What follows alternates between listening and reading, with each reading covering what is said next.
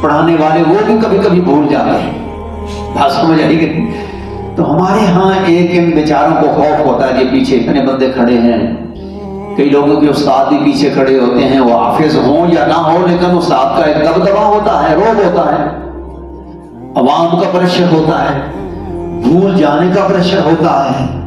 کہیں جی میں رکعت نہ بھول جاؤں، کہیں رکوع و سجود میں، اتنے خوف ان کے اوپر طاری ہوتے ہیں۔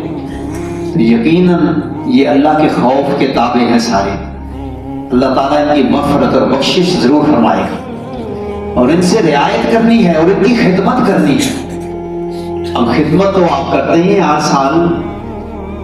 خوشی سے یا جس طرح سے بھی، اللہ جانتا ہے، مجھے معلوم نہیں، بہرحال کرتے ہیں۔ ایک خدمت آپ نے ترک کر دی ہے،